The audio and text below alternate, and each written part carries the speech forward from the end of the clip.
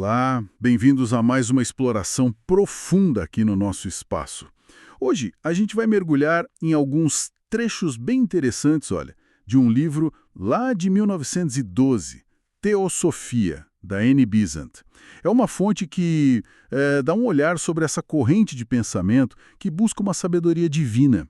Mas vamos começar do básico. O que é a Teosofia, afinal? A palavra em si já ajuda, né? Vem do grego. Exato. Theos, Deus, e Sofia, sabedoria. Sabedoria divina. Isso. A promessa aqui parece ser de um conhecimento mais direto, sabe? Quase um contato íntimo com Deus, com o Espírito. Como é que o texto desenvolve isso? Olha, o livro apresenta a teosofia em dois sentidos principais, vamos dizer assim. O primeiro, o mais fundamental, é essa busca bem pessoal, mística mesmo, pela gnosis, o conhecimento direto de Deus. A Besant argumenta que isso é, na verdade, o coração esotérico, o núcleo de todas as grandes religiões. E o acesso a isso não seria por dogma, sabe? Mas por um desenvolvimento espiritual individual. Meditação, disciplina, esse tipo de coisa. Interessante essa separação. O caminho pessoal versus a estrutura mais, digamos, formal da religião.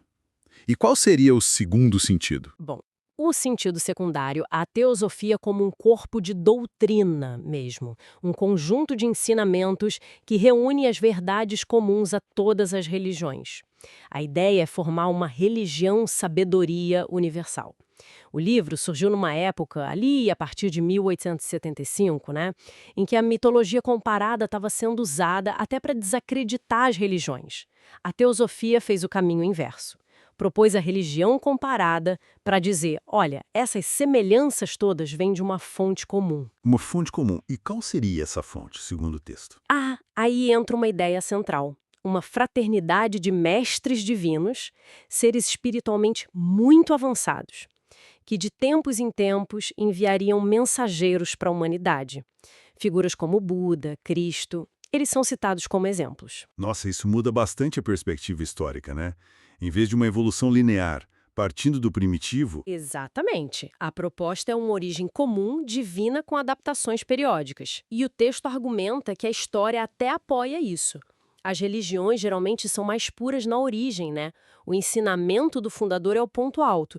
Depois, às vezes, se distancia. faz sentido. E menciona figuras como a Blavatsky também, né? Sim, H.P. Blavatsky é citada como crucial nesse processo de trazer essas ideias para o Ocidente. E o fascinante é como isso tenta explicar a unidade e, ao mesmo tempo, a diversidade religiosa. Cada fé teria sua nota especial, sabe? Pureza no zoroastrismo, lei em Roma, sacrifício no cristianismo, mas todas parte de um todo maior. Ok, entendi essa base. E como a teosofia se organiza assim? Como um sistema de pensamento mais amplo? O livro divide isso, né? Sim, sim, em 4 pilares que se interligam: ciência, moralidade e arte juntas, filosofia e religião. Ciência. Como assim? Teosofia como ciência. Isso em 1912. Pois é.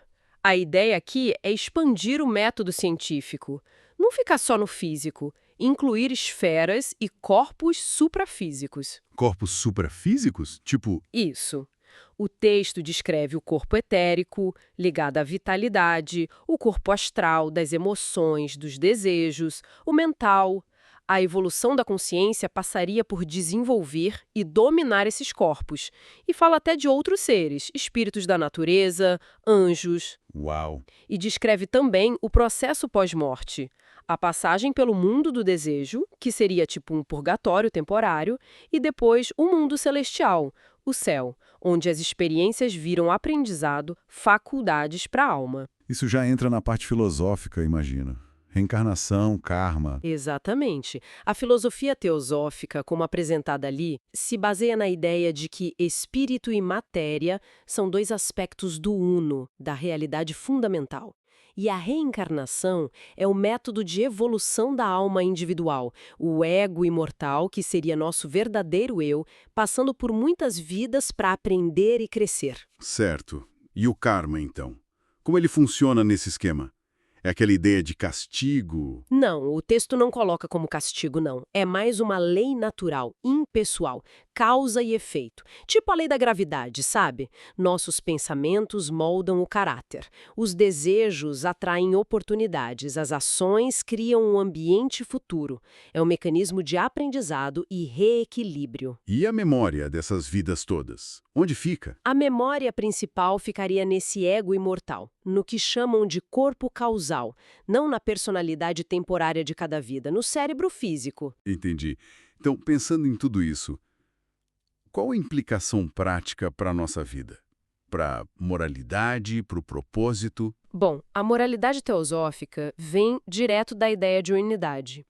Se tudo é um no fundo, prejudicar o outro é, no fim das contas, prejudicar a si mesmo.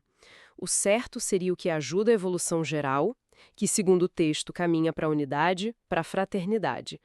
As virtudes seriam expressões do amor, que cria harmonia. Os vícios, do ódio, da separação. A arte é vista como expressão da beleza, que é uma manifestação divina. E a religião, na essência, é a busca por Deus e reconhecer que Ele está em tudo, imanente. Uhum. A teosofia, nesse sentido, quer ser uma defensora de todas as fés, apontando para essas verdades comuns. Uau! É realmente muita coisa para absorver de um livro de 1912. Basicamente, então, a teosofia da Besant oferece uma grande síntese, né? Uma visão de mundo que tenta juntar ciência, filosofia, moralidade e religião, explicando a jornada humana por várias vidas, sob a lei de causa e efeito, rumo a um conhecimento direto do divino e à fraternidade. É ambicioso. Muito ambicioso. É uma estrutura complexa que tenta, sim, responder às grandes questões da existência. A ideia central é que tem muito mais na realidade do que a gente percebe com os sentidos físicos, né? E que existe um plano evolutivo maior acontecendo, talvez até guiado por seres mais avançados. Fica a reflexão, então, independentemente de aceitar ou não essas ideias como fato, sabe? Como essa perspectiva de uma sabedoria antiga, universal, presente em diferentes culturas, em diferentes tempos, como isso poderia influenciar nossa maneira de ver a conexão entre os caminhos espirituais hoje e o nosso próprio desenvolvimento? Pois é, essa é uma questão importante que o material nos deixa. Essa busca por unidade, por significado, que vai além das formas externas de cada tradição. Uma busca que continua relevante, né?